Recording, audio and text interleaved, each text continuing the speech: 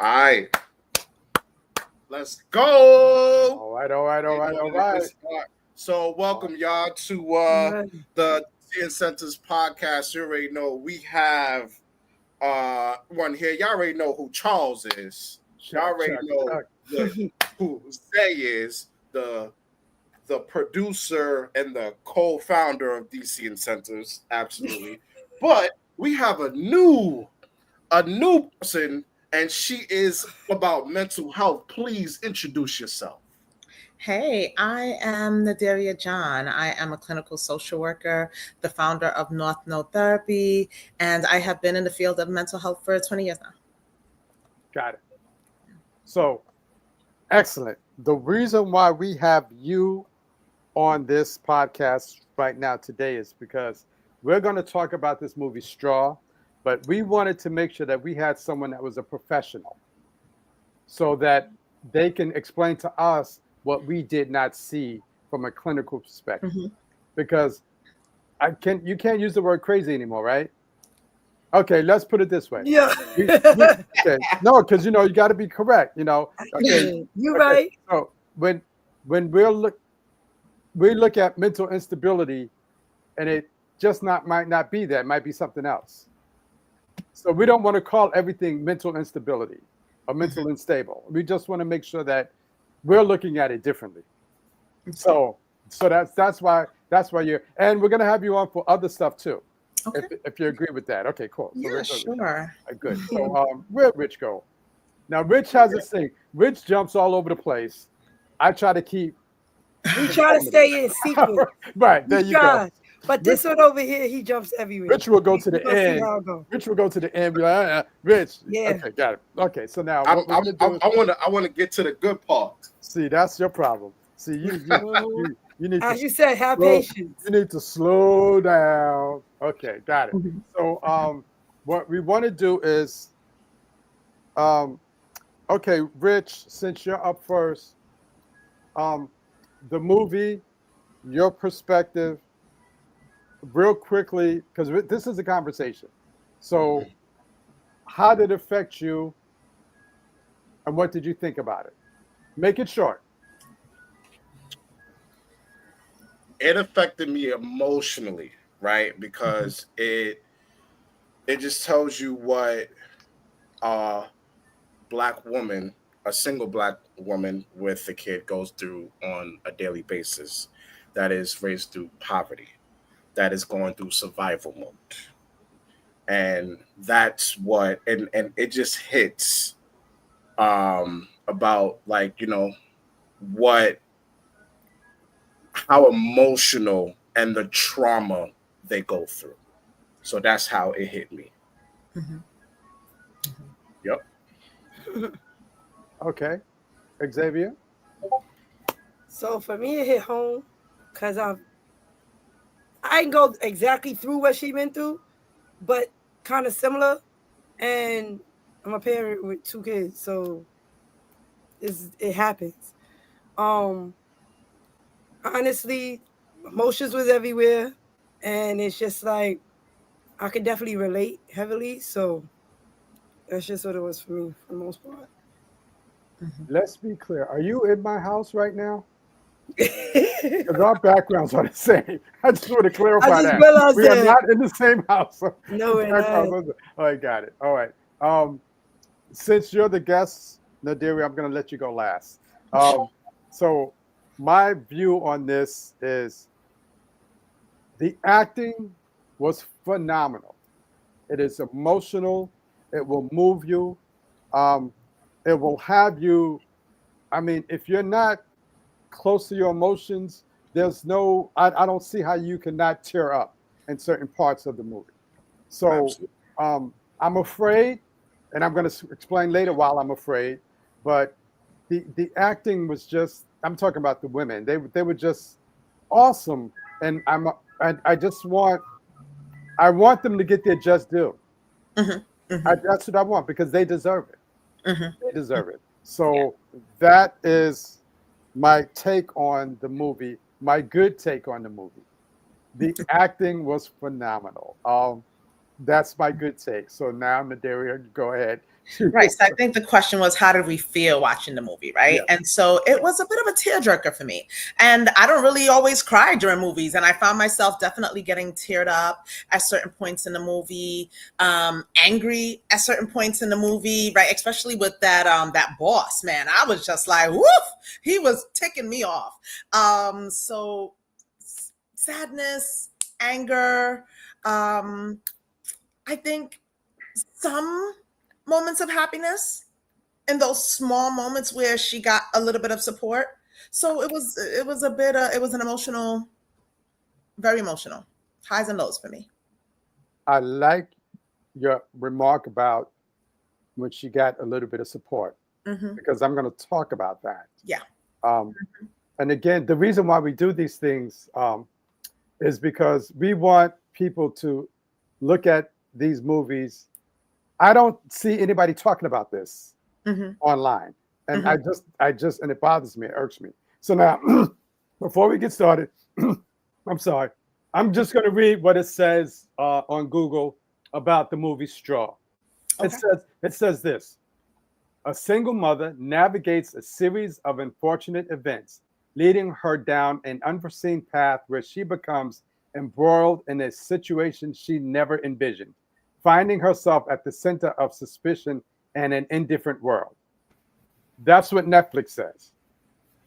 I'm like, what the hell is that? Because the movie, okay, before, see, I got started already.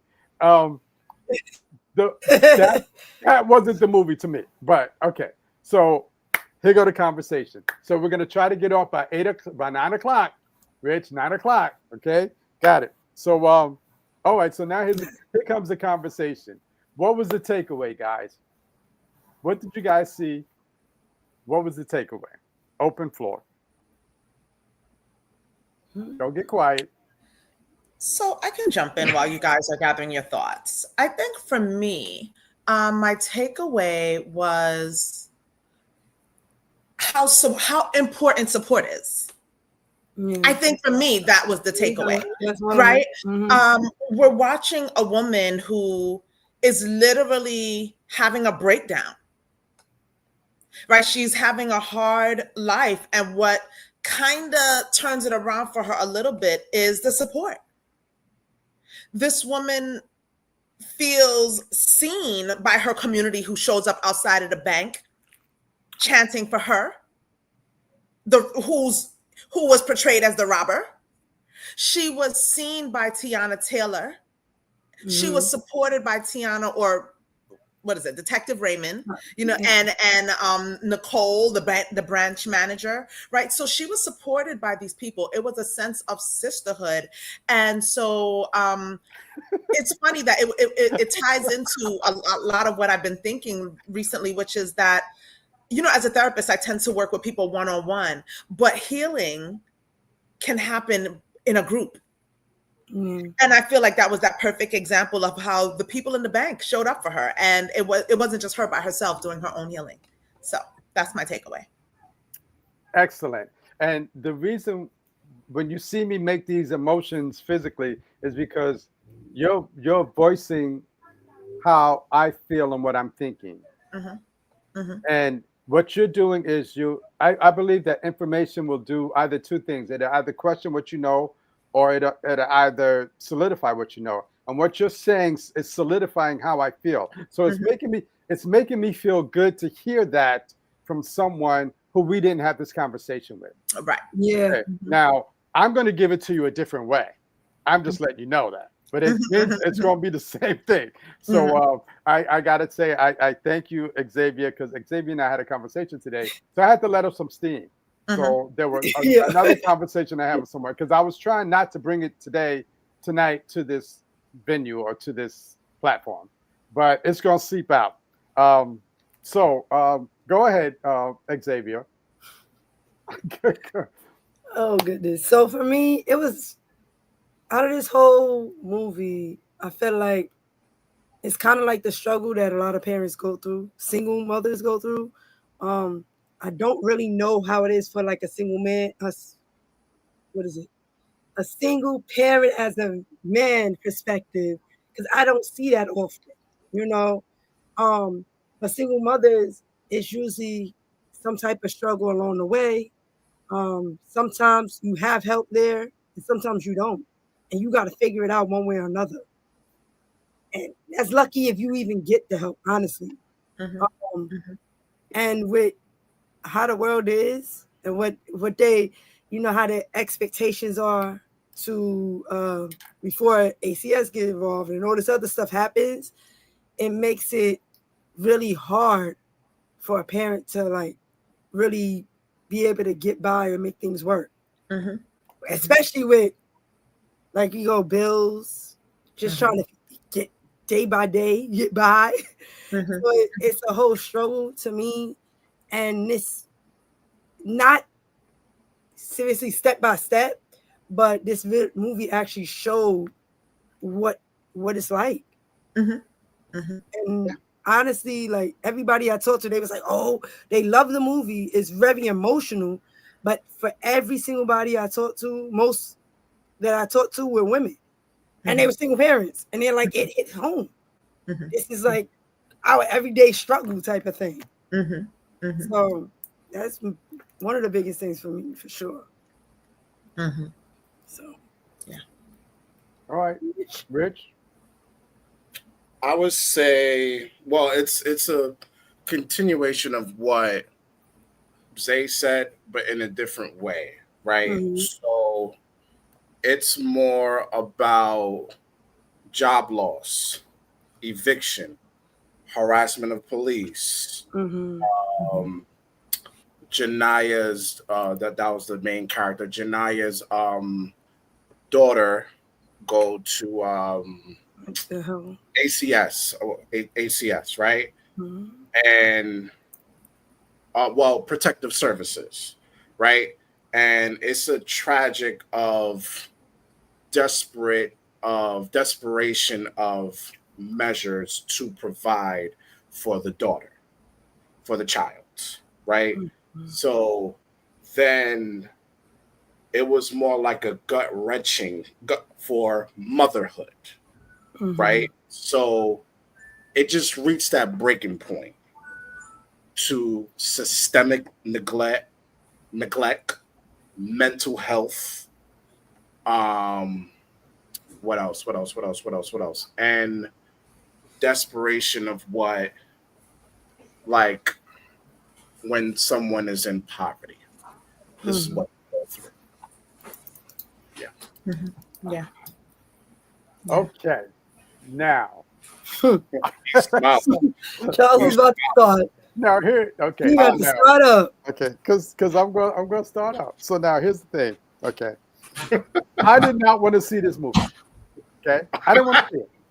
We told him he had to watch it. Told me to watch it. We told him he had to watch it. Right, and then we decided we're going to do Straw. I said, okay, I'm going to watch it. Sat down, started watching it. I turned it off after about 20 minutes. I don't want to watch this movie, but I'm committed to the cause. I can't get on the platform and have a conversation about something I have not seen. I got up the next morning and I finished watching it the next morning. Right. Got it. So now, as I said, love the acting. Yes. Again, gut wrenching. All the things you guys said already, got it. But here's the thing. I have a major problem with this movie. And I'm going to try to say this. Here we go again, quote unquote, sharing and exposing what we already know, but not offering any type of way out, not offering anything to say that we can get over this, not offering the avenues of how to get out of this mess that we're in.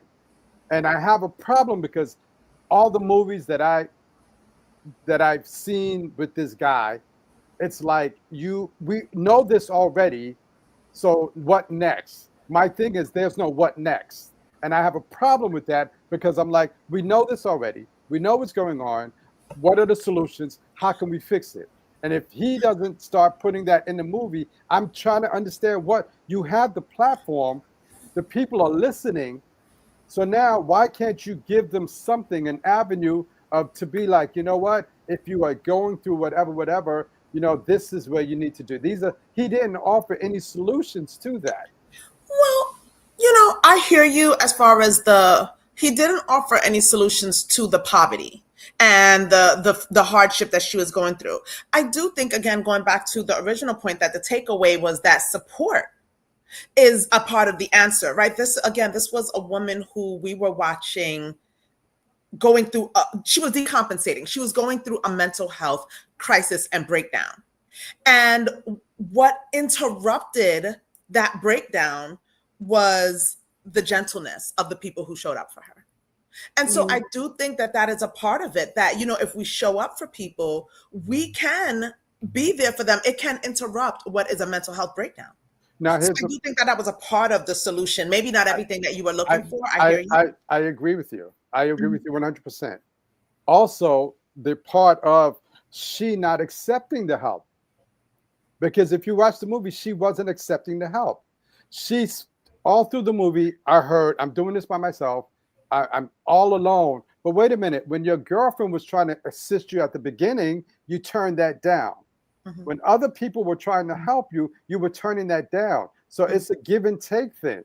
I agree with you, Nadira. I'm not arguing with you. It's just that what I'm looking at is I'm looking at a movie where everybody was rotten except maybe 3 or 4 people. Yeah. We are not like that. And I'm looking at it from my perspective. We are not like that. And it fucking pisses me off because this movie is being shown around the world on Netflix and everybody's seeing it and other cultures are looking at that saying that's how they are.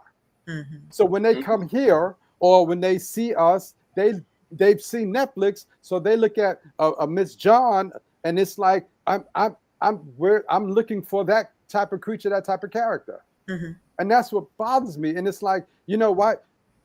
I'm ranting. I'm doing a diamond now. I'm doing a rich now. I want Taraji to get an award because she phenomenal award. I want her to get it, but I'm scared because I don't want her to get it because the last person who got the award was who? Precious. The one who got the award before that was Halle Berry for that crazy movie. I'm tired. I'm tired of our women getting these awards for these roles that are degrading and demeaning and all that stuff. I don't want that anymore. And I guess this is why I'm so compassionate about it because I'm like, there are so many other things that we can get awards for, but it's and this man, I can't. He's a money maker. He's awesome at what he does, marketing. But he's making so much money on the plight of us. But I'm like, dude, you got the platform. Give us something. Okay. Rich, I'm sorry. And also, Denzel got an award to be a crooked cop. A crooked cop. And remember, he did Malcolm X before that. But he did another movie. He did another movie before that called Biko. That a lot of people don't know about. Oh, okay. He got an award to be a crooked cop. As long as we're doing something that's unfavorable to our community or to us, we're going to get the award. So it's like, oh, okay. I have a problem because, again, here you go, this guy. He took the maleness. If you look at all the men in this movie, they were rotten. They were foul. They didn't have any backbone. The chief, he was soft, and it's like I'm like, what's going on here? And I talked, Xavier, we said this earlier. That's the thing. What did he strategically do? The 2 men that left the bank the very first time when she walked in there were the guard and the guy in the white shirt. So he took the male entity outside of the story. So the 2 men that were supposed to protect her, you took them out of the story.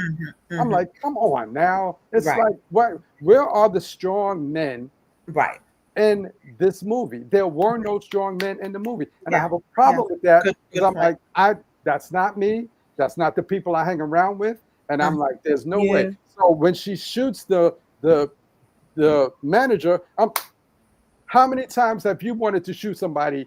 You were having a bad day, and if I had a gun, I'd shoot. All of that. That's the real part of it. Yeah. And that's how it is. So but when I say the manager deserved it. Somewhat. No, Sorry. Okay. He do. No, He it's did got it. deserve it. No, it got it. But like I said, we've had days where if we had a gun, we would have shot somebody. It's like, okay. Yeah. But it's to me, the movie is about mental health. That's what the movie's about to me, mental illness. Because remember, and Xavier and I talked about this earlier today, the event just happened the night before. So she got up the next day. There was no time to process. She's still grieving. Right. Now she's going to work. And this is all Xavier said. I'm saying what Xavier said to me today. She's going to work. And, she doesn't have time to process. She gets into this, and she got to deal with this guy in the job. She got to deal with this. She got to deal, and all of this stuff. So it's like, wow, no wonder she snapped. Right. No wonder. Exactly. And it's like, you don't know what people are going through. Right. Which I think is another takeaway, that we don't know what people are going through. Right. Because there was so much stuff. If you look at the character, there was so much stuff that happened before her for her to be that way. She didn't wake up like that. That's where I said that I feel like we were missing what happened to her beforehand. How did she get to where she is right now? Right. Yes. Good point. Something got her there, but how? You know what I mean? Because remember, she strategically said, "Don't give my child to my mother and my daughter." Remember, she didn't want that. Yeah, her sister. I'm sorry, her sister. Yeah, but right. Because they were crazy. Because when they called the mother's like, "I got the feds in here." Look, hey mom, how you doing? And the funny thing, hey mom, how you doing? And the funny thing is, don't tell me that the mother didn't know what was going on because it was on the news. Right. So exactly. The mother had to know that that's my daughter. Again, that mental instability, that disassociation, and go ahead. I'm sorry. No, and just to piggyback off of what you're saying, this is literally complex or cumulative trauma. Right. Because and yes, the movie starts off and it's just focused on this one particular day. But just looking at her life, we know that there's no way that she's coming from a good life and just had this one bad day. We look at the apartment, we see the eviction notice. We know eviction is something that happens over time. We hear her cash this check for $500 something. We know that's not a lot of money. She talks about working 2 jobs, right, as a single mother. So we get the idea, as Rich mentioned, that this is a woman who was going through it. She's a single mom. She was coming from hardship, coming from poverty, and there's this buildup of stress, and then the daughter dies, and she now, as you said, Zay said, she couldn't cope with it.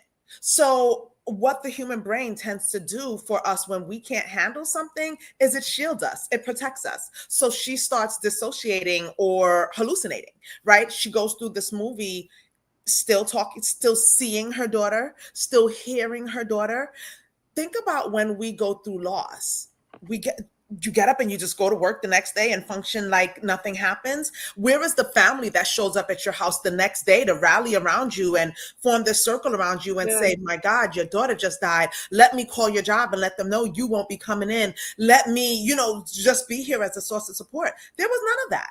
Not at all. And her mother is the one that says to her in the end, your daughter's dead, which means your mother knew.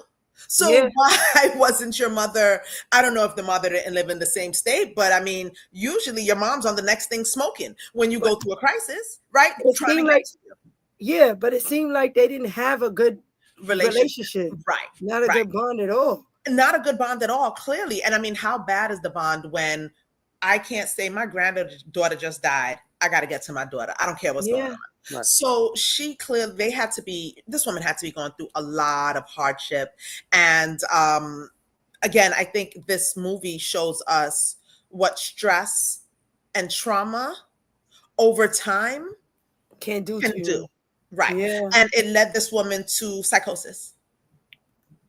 Right. And we just see the stress, and like all the stress that happens throughout the day. And then we see where, in my opinion, I feel like the big unraveling happens in the bank, because she really didn't go in there to rob the bank. She didn't. right?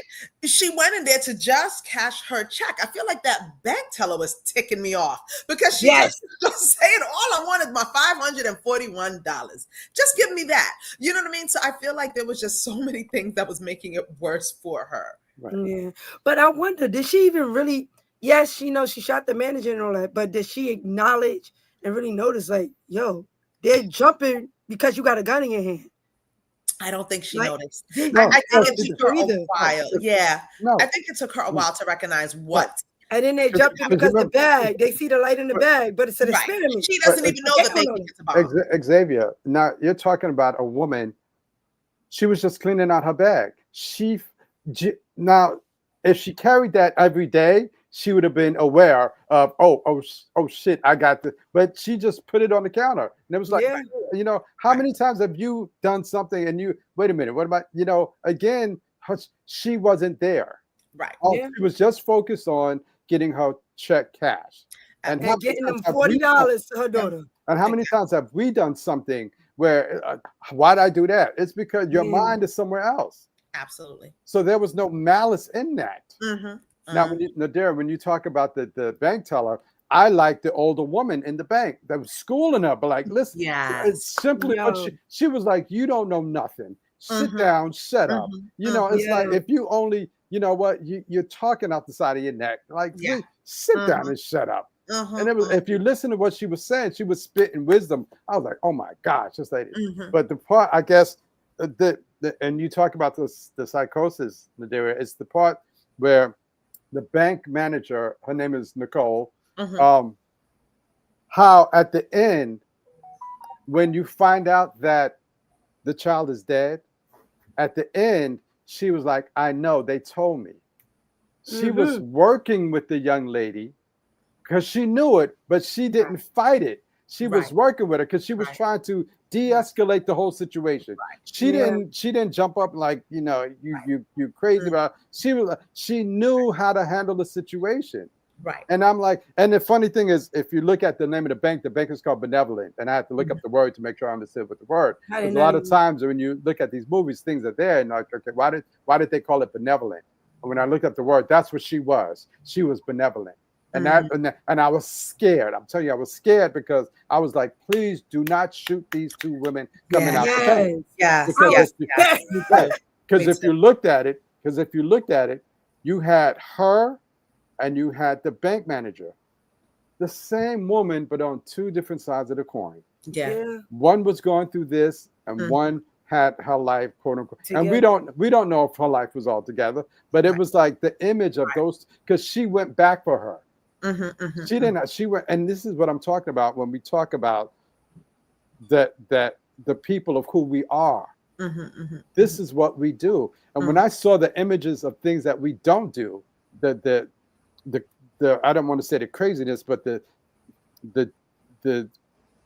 disemotional things that we do to each other, and I'm like, I don't come from a world of that. I don't come. Because we're taught to help others. We're taught. And if you look at the core value of the young lady, Janiyah, even when she was going through stuff, she was still helping people. Along the way. She made sure everybody had a seat. She made sure that when the woman had to leave diabetic, she wanted to make sure that they knew that she was there. She was always, no matter what she was going through, she was always helping someone else. That's the core value of who we are. And that's, you know, and this is what I'm talking about, because I'm like, you know what? Inside of her was the righteousness and the purest of who we are. But she was in a bad situation. Her problem to me, and correct me if I'm wrong, her problem to me was she would not accept the help that was given to her. All she had to do was accept the help. The help from her friend. I hear you. There was some pride involved, and she didn't want to take from her friend, even though she was in need. I don't know how much of a game changer that would have been for her. And, you know, again, the movie doesn't give me enough to know how much help was she declining, you know, along the way. So, but I hear you. I hear your point. Now, we have, you know, I said this before, and it's not my saying. It's just that we have two families. We have the family we're born into and the family we adopt. Mm-hmm. And sometimes the family we adopt is stronger than the family we're born into. Oh yeah. And that's fine. Mm-hmm. That's fine. So now what I'm looking at is, as you said, Nadira, is that her support group wasn't there. And it's like, how many times when you had a dear close friend where you had to do something for them, even though they didn't want it? Right. Like, I don't want to hear it. No, no, you don't even, whatever it was, be it money, be it emotion, be it whatever it was like, no, because because you shut up and accept this help. One of the things that I'm thinking about is sometimes a trauma response is not knowing how to accept help and looking at yourself as a burden. Right? Like, we've been so trained to just try and do it on your own. Try to do it on your own for whatever reasons. Maybe when we asked for help, people made us feel bad about it. And so we're just like, oh, I don't want to take this from you. I don't want to inconvenience you. I don't want to. And that sometimes is a trauma response that's been ingrained in a lot of us. So it's hard for me to just say that, I'm sure if she had accepted help, it would have made her life better. But again, this movie didn't give us a wide scope on her life and where she's coming from. We just got to see that day. And so, I don't know. No. And she had no way out. How do you know that? How do you know that? That's what it seemed like for that day. And again, it seemed like it was just losing her job. Okay. Being evicted. Okay. Having her child take away. Being ignored by the system that was meant to help her. But we don't know that. Right. And harassment. That was in one day. That was another thing, because there was some hints of racism all through the movie. Right. When, if you notice that the negotiator, did you see how the captain, the chief, acted when the negotiator came in, the white guy? I'm like, okay, you was a fucking part. I just. But that's how I like. The detective. The FBI is stronger than actual city and state. Yeah, cops. But I liked how I can't think of her name. The detective. What's the detective name? Raymond. Raymond. Tiana Taylor. Yeah, Raymond. Yes. So I liked from jump. She was like, but you don't know. She could just be it's just a bad day. Right. She kept putting out like she just could be going through something. Don't just put this on her as if she did this on purpose. She did. She more than likely she didn't. Yeah. And she was just looking at everything that was going on and putting the two together. Like, don't blame her on that. And then her partner had to come back and apologize. You were right. Right. She started off with compassion and empathy for this woman. Right. Yes. Mm-hmm. And it made a difference. Because she knew. And I think that's why she hit the cop. Because she was like, oh, and that was a good point. So now what we're doing is I'm hoping that when people see this movie, I'm hoping that they say to themselves, if I need help, I need to do it now. I'm hoping, because it's like, you know what? There's semblance of me in her. I don't want to end up like her. So let me accept the help. Let me like Xavier, like we said, let me swallow my pride just for a meantime and let me accept this help. And again, that's what we do as a community, as a people. That's what we do. We, again, here I said, she was, even her core was, even when she was rocky, she was still helping other people. And that's how we are. And maybe that's our fault. Yeah. Maybe that's our fault, but this is how we do it. Yeah. Yeah. Some of it is in our keep pushing through DNA. Yeah. Yeah. We just push through. When something got to be done, we know it got to be done, and that's it. We just gonna keep working through it. But I also was thinking about the title of the movie. I was like, they named it Straw. I kept having to think about it, and then I was like, The Last Straw. Right. That was just it. Right. But you notice they didn't say straw. They kept saying snap in the movie. They didn't say straw. They kept saying snap. But you are absolutely right. Yeah. Straw is the last straw. Yeah. Because I recall I had, and everybody has trauma in their life. I had a traumatic event one time, and I almost killed somebody. right? Now the traumatic event happened, and I was on the subway because I was going to a nightclub because I needed to dance, because that trauma, I needed to let that anger go. And the only way for me to do that was to go dance, because if I didn't let that stuff go, it would have been, somebody would have gotten it. And I remember on the train that day, my buddy and I were going to the club, and something happened where we got into an altercation on the train, and my friend pulled me off the train, and he said, I'm like, because I blacked out, and he said, the last time I saw that look that you had, something bad happened. So he was able to see me, and he pulled me off, because I don't care what the altercation was, I'm going through some trauma, and and I'm like, you gonna get this. It might not be yours, but if you're gonna act stupid, you're gonna get it. And, see, and what we're doing is I guess, Nadaria, and you can help me with this, is that we don't have to suffer alone. Right. Yeah. We don't, and that's what I get. We got situations where you have, especially today, these children, they're suffering alone. It's like, no, come out of that room, come out of the darkness. Yeah. Come here, give me a hug, give me a hug.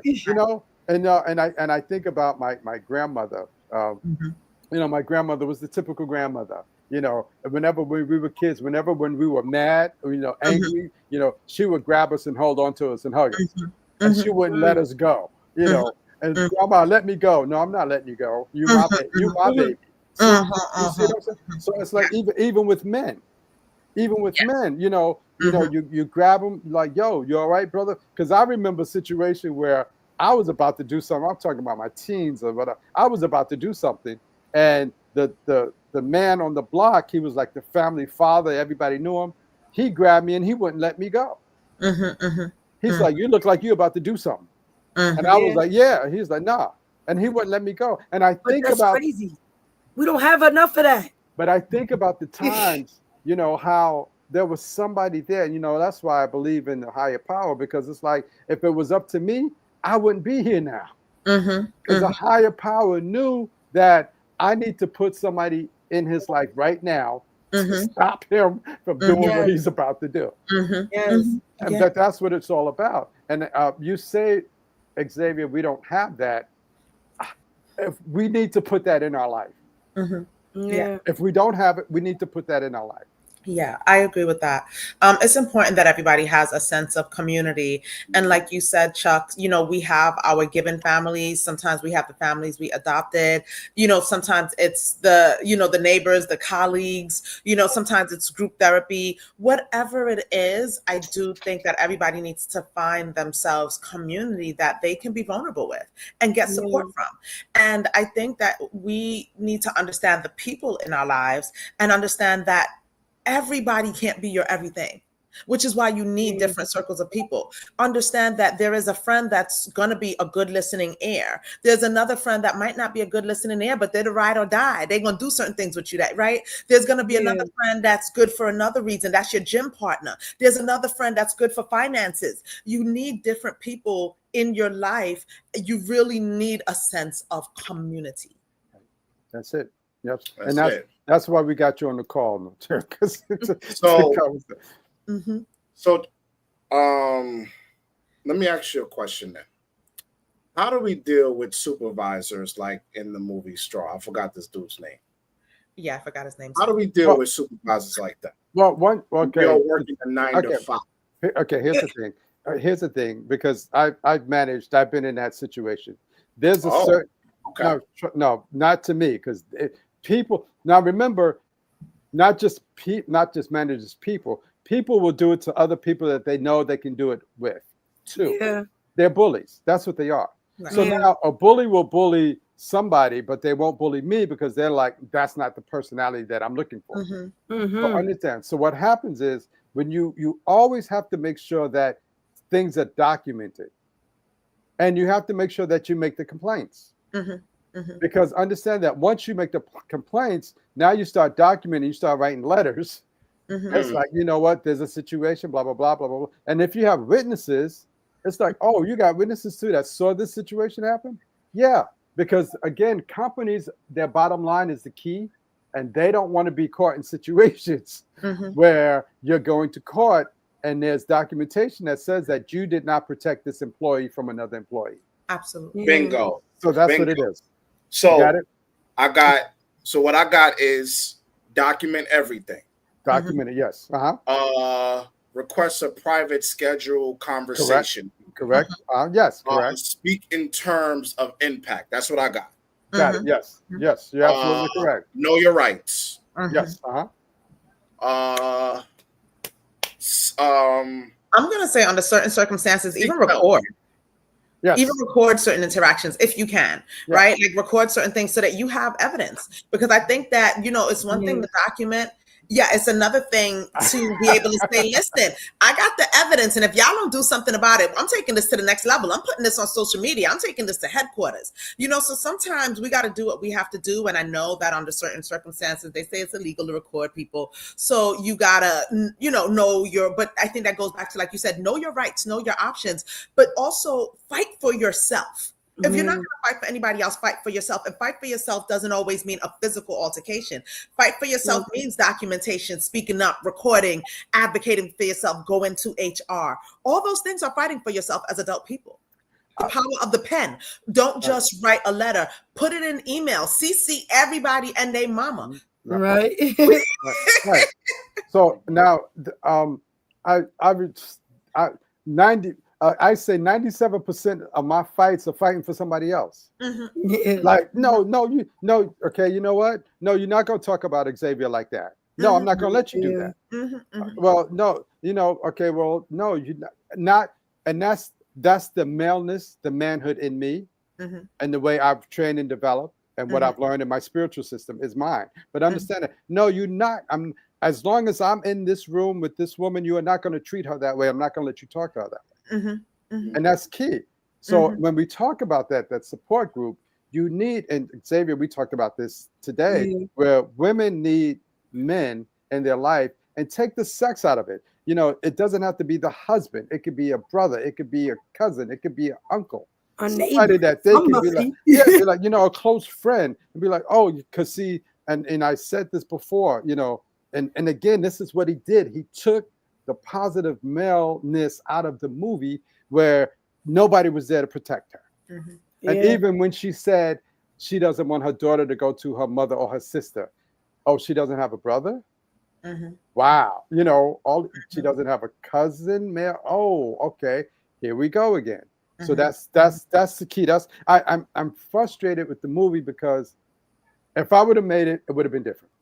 It would have been different, but it wouldn't have made any money. It wouldn't have made any money. So we talk about, okay, now what's her name? She played Queen Ramona in the Black Panther. Forget her name right now. You guys know what I'm talking about. Queen Ramona. That scene at the beginning of Black Panther 2, okay, how come she didn't get an award for that? That powerful, that regalness, woman, right? That regalness, that, oh my gosh, like, and again, that doesn't pay the bills. That doesn't, it's people don't talk about it, but they're talking about this movie, about the degrading. They're talking about, woe is me. I'm like, I'm tired of woe is me. I'm tired of it. I'm just tired of it. So now, okay, what's the problem? Let's get it fixed. Okay, let's get it fixed. And that's what it all boils down to. To me, that's what it all boils down to. So I'm just, So I'm like you said, Nadira. So the ride or die. I'm the one. I'm like, what? Right. Black boots. Right. The DMX is playing. The Biggie's playing. Oh, right. Just drop me off.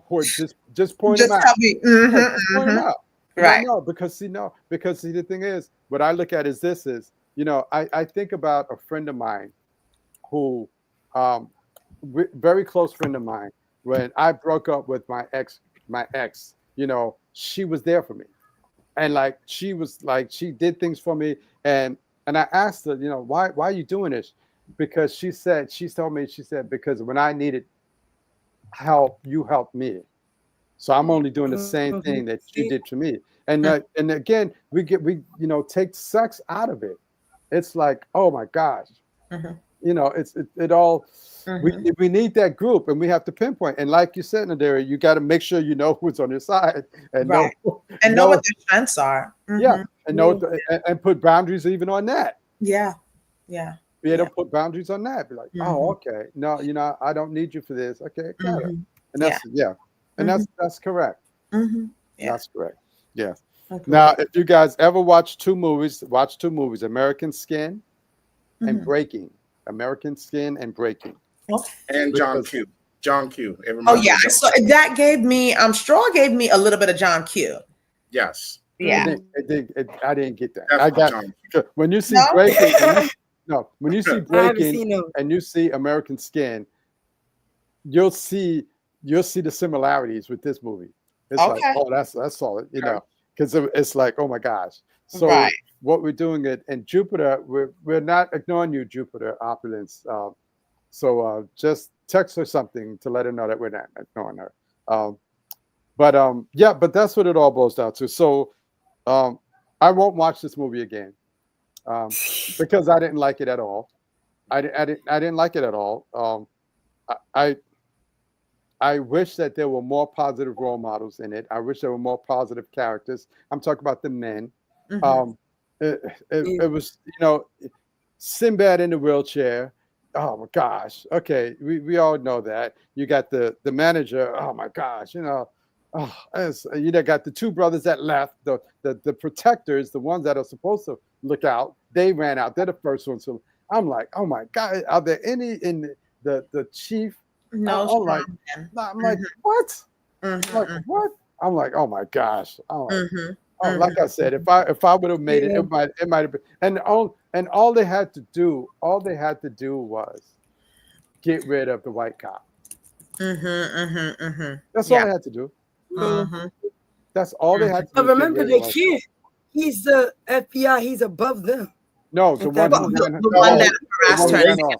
No, the one that ran off the road. Oh, the one that harassed her. Yeah, but remember, the whole thing was they was looking for him. And they finally found him. Right. They finally found him. He get punched in the face, and then he gets moved out. And that was it. But that's all she wanted. That was the whole reason she wasn't leaving the bank. Right. Remember, she saw him. For life. She saw him. Right. He threatened her life. Yeah. This is right. This is I don't feel safe. Yeah. I don't feel safe around you. Yeah. It's not gonna happen. And again, right, what it came down to, a woman who handled that situation. She wasn't letting nothing else go down until they found that man. It wasn't another man that said, oh, we got to find him. There you go. There you go. Now you got it. But see, that's what this man does in his movies. And that's the problem that I have.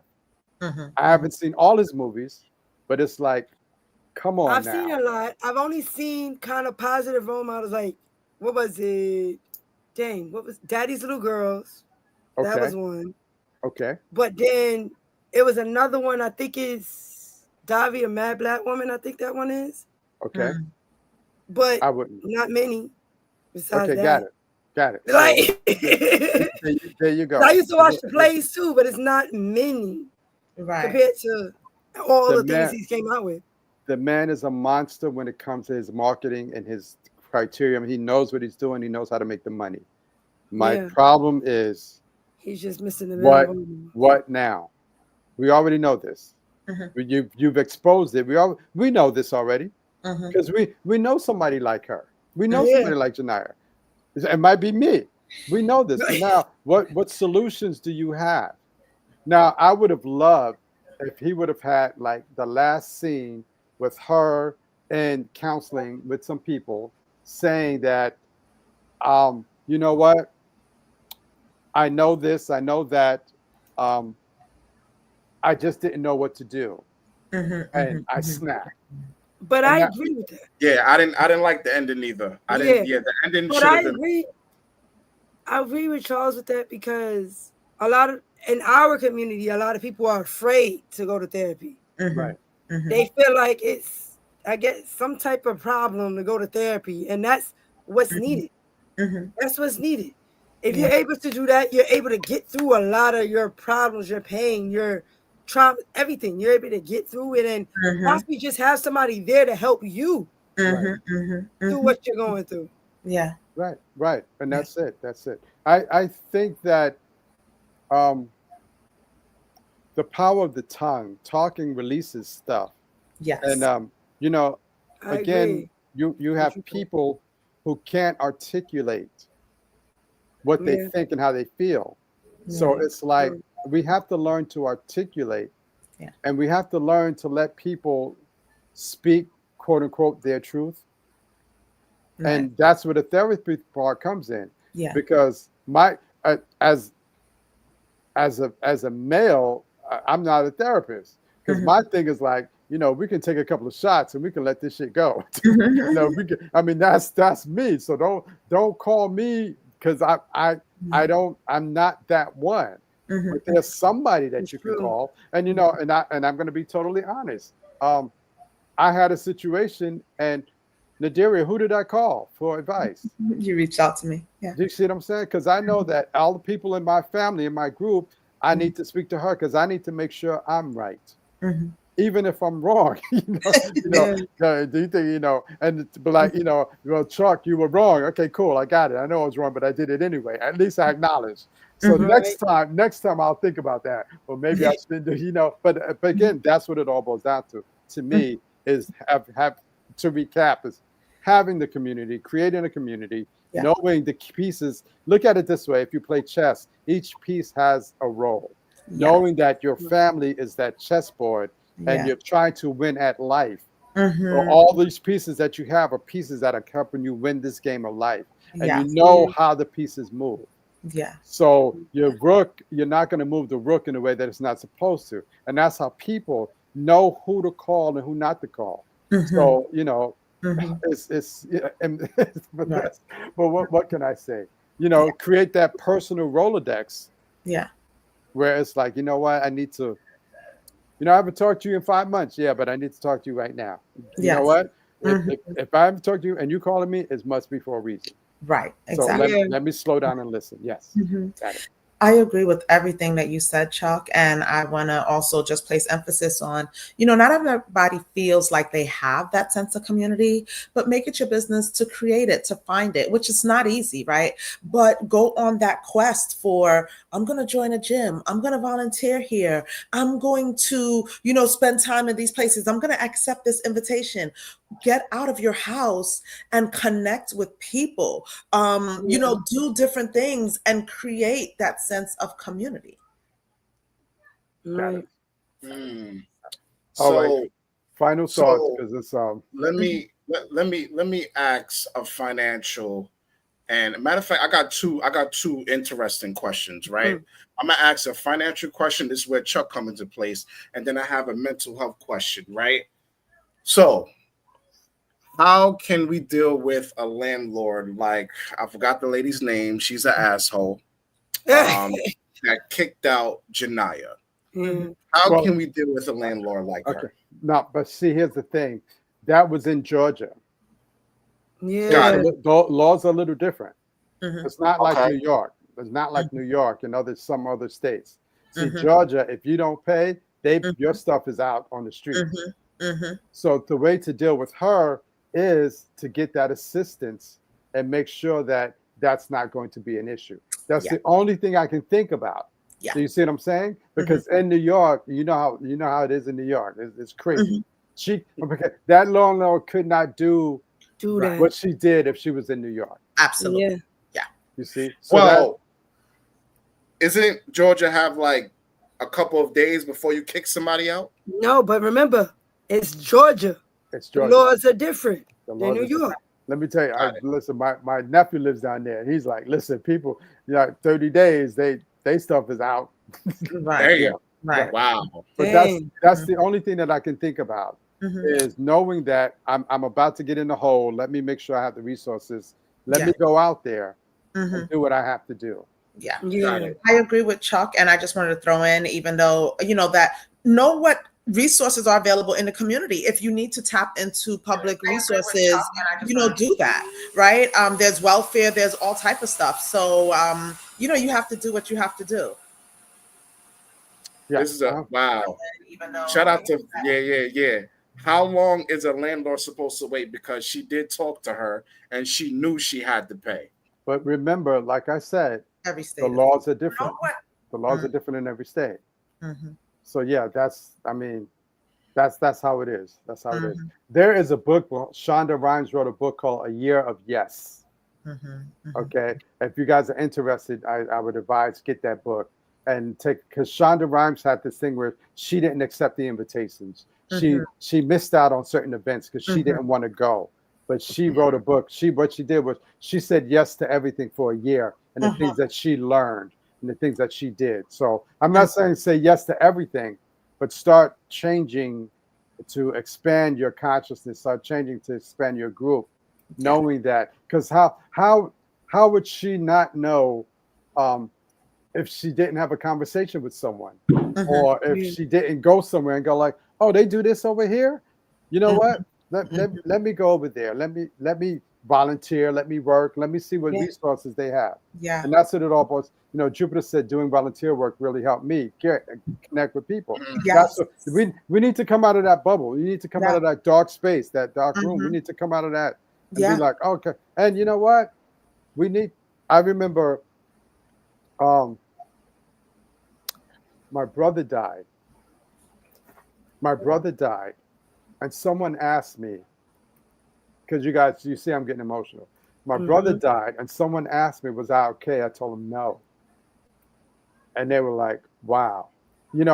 I admitted to that. How many times we don't admit to, do you see what I'm saying? So it's like, no, I'm in pain. So please protect me, because what I want to do, I need someone to protect me. So they put me in a place. They made sure they kept people away from me. Do you see what I'm saying? But that's knowing your support group and knowing that, oh my gosh, do you see what I'm saying? And it was so bad because at the funeral, I was supposed to speak. I couldn't even speak because it hurt me that bad because I was angry at him. I was and I'm still angry at him because if he had told me what was going on, I could have helped him. But he didn't tell me. Every time I talked to him, everything was fine. And it wasn't fine. I found all this stuff afterwards. I was like, every time oh my gosh. And again, it's the thing, and we go back to the movie, is you have to let people help you. Because that's part of the process. That's part of the process. So if I'm willing to give you assistance, let me do that. Let me do that. Yeah. So, all right. So in a mental health, right? And then I have a follow-up question on that, right? 5 more minutes, Rich. We got to go. All right, so let me get to the last question. We were on at 8, Rich. We go ahead. Okay. So one thing that nobody is talking about, how Janiyah was wrong in the bank. Here, let me explain. She came in the bank, right? So she asks, can she cash this check, right? So the bank teller says, okay, can I see a form of ID? And I'm trying to remember. Can I have ID? She have ID. And that's when she pulled the gun out. No, she didn't pull the gun out. She walked in with the gun in her hand. No, she walked in with it in her hand. It was in her hand the whole time. You sure? Was it? I believe so. No, I would able to let her in with the gun in her hand. It was in her bag. It was in her bag. She didn't. It was in her bag. It was in her bag, and I don't want to say she didn't pull a gun out. She didn't. She inadvertently took it out. Pulled it out. She inadvertently, because remember, she didn't know it was in her bag. Right. This is, you remember, she's not thinking. Right. This is a woman who is not in her right frame of mind. Right. She's not thinking. The back and how many times that you pull something out and you didn't want somebody to see it? You know, again, because now, like I said, if she had carried the gun every single day, she would have been aware of not to pull it out. Right. All she did was she took it, and remember, she sat it on the counter. Right. And she took her hand off of it. And it's right. Like, oh. You know, I'm gonna say this in closing. This, I think that what you're just showing here, Rich, is how we tend to criminalize Black mental health crisis. I remember they had came out with a term, and I was trying to think of what it is. But for when rich white kids did nonsense that were crimes, there was this pretty little name, and it can't come to me right now, that they came out with to just say, oh, opulence disorder kind of thing. And that wasn't it. But they made up some sort of name years ago for that. And anytime a wealthy person did something, they would just say, oh, it's a mental health crisis. Let's forgive them. This woman was facing a mental health crisis. Absolutely. For the love of God, her daughter died the night before. I knock on wood, will never experience that. But I have experienced loss. And that lands on you like 10 ton of bricks. And you are not the same, especially not the next day. Right. She was not herself. Right. She was thinking. Right. And and no one asked, are you okay? Right. No one asked that. That's true. No one said, are you good? You okay? What happened to you? You need a moment? Nobody asked that. As soon as she gets to work, the manager's on her. Right. And again, that's the insensitivity that I have a problem with. Because we're not like that. I just got back from North Carolina. We got there 5:30 in the morning. We went to Bojangles, if anyone knows Bojangles restaurant. We went in there. Let me tell you something. The older woman that was cleaning the tables, we walked in. She said, hello, good morning, how you doing? I'm going like, oh shit, wait a minute. Wait a minute, hold on. She was so friendly and caring. We're sitting down. She's coming over. She's cleaning tables. You guys need anything? I'm like, wow. Here we go. And we had a conversation. And it was like, wow, you know what? Again, this is who we are. This is what we do. Yeah. This is who we are. And you'd be surprised how sometimes a quick conversation, a quick note can defuse a whole situation. Oh, yeah. Defuse a whole situation. Be like, oh my God, do you know what I was about to do? But because you spoke to me, I was like, oh my gosh. Yeah, that's it. Okay, final thoughts, and we got to get off. Final thoughts. Good to go. Final thoughts. I think I shared my final thoughts. I'm good. Okay, good. Yeah, my final thoughts are: didn't like the movie. You know how I feel about it. I love the acting. I didn't like the movie. It was short of a whole bunch of stuff, but I'm looking at it from my perspective, and I won't watch it again. But it is what it is. So that's my perspective. Okay. All right. Next, Silverton. Okay, so I'm gonna say this. What? Shout out to Aquarius Queen, Jupiter. Definitely. All right, Rich, come on. Parents. Okay. Movie 3 out of 10 is crazy. Wow. All right, Rich, come on. Last thought. All right. Okay. So people on social media. Now, Chuck, I'm a sound. Okay, here's what we're gonna do. No, hold on. Wait. No, Daria has to go. She has to go. Oh, you do? You do. Okay. I do have to go. Right. So I will let y'all continue the conversation. Thank you for inviting me into this conversation. I appreciated being a part of it. And take care, everyone, and good night. Well, how can they follow you, social media, everything? Oh, so let me drop that. So if you want to follow me on social media, I am on Instagram, North Node Therapy. That's North and then Node, and as in Nancy, ODE Therapy. My website is northnodetherapy.com. So you can hit me up either place. I'd be happy to come back for future conversations. You guys can learn about some of the work that I do, and I can stay connected with you guys through Instagram. Thank you so much. Okay. Thank you, sis. Thank you so much. And we're going to have you back on. Definitely. Thank you so much. And thank you for your wisdom. Thank you for your counseling. And thank you for being you. And say hi to the family again. And we got to play Pit again. I knew that was coming. I knew that was coming. And I'm ready. All right. Good night, guys. Thank you. All right. Bye. All right, hold on. Let me talk. Let me talk real quick, right? I gotta talk before we get off, right? I gotta say it. Folks on social media, please stop saying if this all wouldn't have happened if Janiyah what was his name? Had direct deposit. Stop it, fam. Stop it with the ignorance. I see all that on social media. If Janiyah, all of this wouldn't have happened if she had direct deposit. Stop. Okay, so stop the ignorance. So now here's the thing. Okay, now I hear you, but let's do this. Would direct deposit have to save her daughter? No, we're not. No, we're not. Would direct deposit have to save her from the manager? So what you're saying, Rich, I got you. But when they talk that, ask him those questions. So now your theory doesn't work. It doesn't work at all. So like the older woman said to the young lady, you need to shut up. You need to shut your mouth. You don't know what you're talking about. You need to shut your mouth.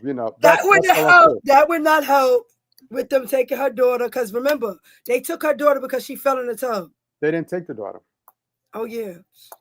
Right. They say that. Talking about she would have got it 2 days earlier. Shut up, people on social media. The ignorance is real. Right. Stop it. Right. That's all I just wanted to say. I need to say that. This wouldn't have happened if if she had direct deposit. If you was really, it's common sense. She wanted to cash her check, right? You do not get direct deposit the same day you get fired. But hold on. But besides that being the case, and that type of job, you look at that job, more than likely they didn't have direct deposit. Exactly. Most grocery stores don't have that. Most of them, you lucky if you don't. You know what? You know what's funny? Cash. You know what's funny, Xavier? Now that you think about it, that didn't look like a company check. Now that I'm thinking about the check, it didn't look like a company check. And hold on, first that's that. But plus, think about the time that came in. That wasn't in 2025 that happened. Okay. All right. Let's got it. If you look at how all that went down. So let's not even go there. We're not going to talk about that no more. That's it. Okay. Say any final thoughts? Final thoughts. No. No? Okay. All right. Okay. I got it. She said, "We'll change this." Xavier, was I good tonight? Yeah. You did it right. You didn't hear me earlier. You didn't hear me earlier. You didn't hear him go earlier. And Xavier, you're not the only person I called. Because I called somebody else too. I was like, but it wasn't personal. It was all good. Okay, yeah. I just wanted to make sure because I was like, what's the next movie? What's the next movie we doing? I don't know. What's out there? No, it ain't gonna be a review on this, but I want Charles to watch it. Adoption. Who? Adoption. What is that? I'm gonna send it to you. Okay. Never heard of it. Is that a new movie? Okay. It's not in the movies though. It's streaming. I gotta send it to you. Okay. All right. Just let me. The baby father. I can't. Yeah. Right. What I say? What did I say? Said that. We acknowledge that. Yeah. What did I say? Okay. Yeah. What's the next movie? What's the next movie we're gonna watch? I guess we'll talk about it. Okay. We'll be up here for another one. Okay. All right. We can talk about it offline. Okay. So in 2 weeks. In 2 weeks. Yeah. So what I need? Can you make a flyer, Rich? Yes. You can make a flyer real quick. It's going to be the standard flyer every Wednesday night, every other Wednesday. Got it? And all we got to do, only thing we got to do is just change the movie, so we can put it on social media, let people know, and the contact information. Okay. See what I'm saying? It'll be a standard flyer. Only thing every week you're just changing the name of the movie. Got it. That'll work. I got Yes. so now what we can do is we can send that out to people and let them know and how to on Wednesday night. This is what we do. Got it. Got it. Cool. All right. Any other thing before we log off? Nope. But Jupiter, 3 out of 10? Really? Damn. Okay. 3 out of 10 is she keep putting it. Well, she's better than me though. Damn. She's better than me. She's way better than me because I'm like, oh my God. Oh my God. Y'all funny. Right. All right, fam. Thank you for saying. I had a good time tonight. Yes. Thank you, fam. Yeah. All right, cool. See you in 2 weeks. Yes. All right, later. Bye. Later.